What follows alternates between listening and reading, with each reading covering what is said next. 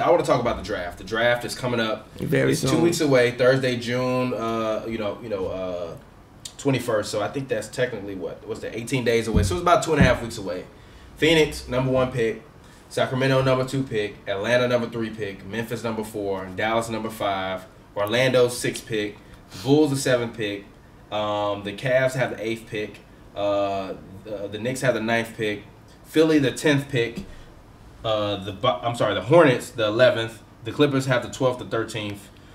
So what do you think? I mean, in terms of moving into the draft, I'm looking at Phoenix, and obviously, we had conversations about driving down and going to see some Suns games and all of that. Yeah.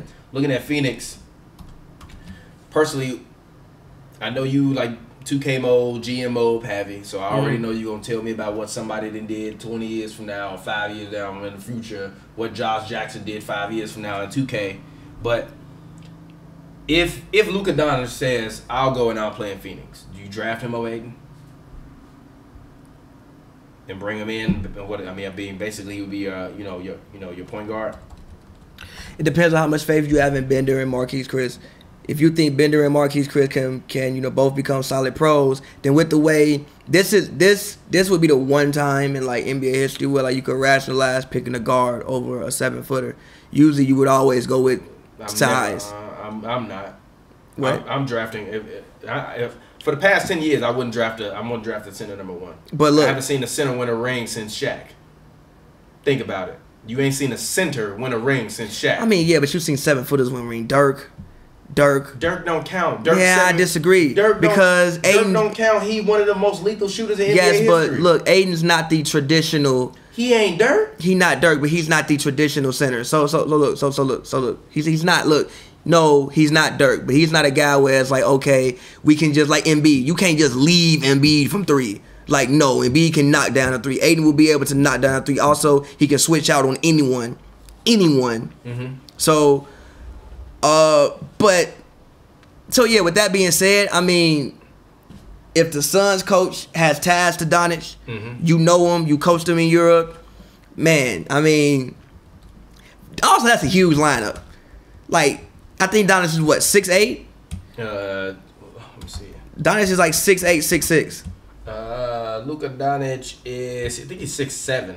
So now we talking about a lineup of Doncic at the 1, because I'm gonna just throw Doncic at the 1. Luka Doncic is 6'6".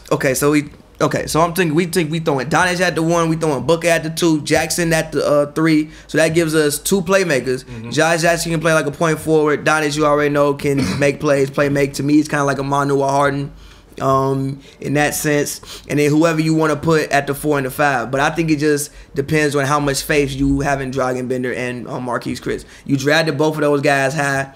You haven't seen too much out of them recently. I don't have faith in Marquise Chris. Jonathan Bender, I still think Dragan Bender, not Jonathan. Dragan Bender, I feel, is a little bit too far away.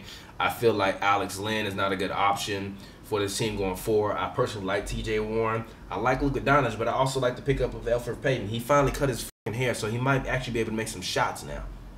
You can't shoot. Huh? Yeah, I don't know if you. I don't know that though, because if you have something hanging over your face like this every time you take a shot, you might not be looking at the rim right. Literally, this shit is just hanging in his face every time he shoot a jumper. Like, how are you supposed to be consistent with this in your face and you play NBA basketball? What is that? Does Elfrid Payton have a contract coming up? I don't know. Let me see. Because I'm not sure if I think this is his 3rd, 4th year in the league. Yeah, he should be in a contract year. Elfrid Payton is currently on. Yes. Next year will be the last year of his deal, and he's only making $4.7 million a year. And after that, he's a restricted free agent. So if I'm them, I'm personally, as much as I want to take Doncic and I want to potentially run out that lineup, of where it's larger in the West, I feel like with Elfrid Payton, you could go, if you're talking about looking to the future in the West, right? Even if the Warriors are still around 2-3 years from now, I still feel like this Phoenix team could potentially start to make it to that second round level. They can guard the Warriors. Because they can guard the Warriors. Switch everything. Yeah, and I think Elfrid Payton is a great defender. TJ Warren, I still think, as he continues to mature, is going to somewhere wind up being around a 21, 22 point per game score. It's going to be tough on this team. I don't got a lot of guys who can score. I don't know about that. Because I think Josh Jackson's going to be like a 22 point per game scorer. I disagree with that. I think Josh Jackson's going to be more of an Iggy type of player. Yeah, but Iggy was giving you 20 at one point in time, and also Iggy wasn't playing with a Devin Booker who's going to take 20 to 20. He was playing with Drew Holiday. Yeah, but Drew Holiday was an all-star at that point in time, bro. Drew Holiday and Devin Booker not the same. I understand player. that. Having 24 in his second year. I understand that, but I think that Josh Jackson, even just watching what he did last April, has shown the ability to be able to score better than what Iggy did. But Iggy's probably a better defender than what Josh Jackson is. But just watching them, like when Devin Booker wasn't there the last 2 months of the season. He was basically out. Mm-hmm. I think Josh Jackson averaged 20 in April. It went up every month. He was one of the only rookies with a 35-point game besides Donovan and whoever the else. He had a 35-point game. Lonzo have a 30? I think Lonzo, no, he had the 20-something triple. Yeah, but Josh Jackson dropped 30 at one point in time this year. Let's look at these splits. Look at the splits. It's 20 in April. I think it's 18 in March and 20 in April. Looking at the splits, Josh Jackson. But yeah, but it's only 3 games. In 3 games, he gave you. What did he do in March? He gave you 17.5. There you go. Yeah. I don't know if he gets to 20 though. I think he gets to 20 eventually. 22% from the 3.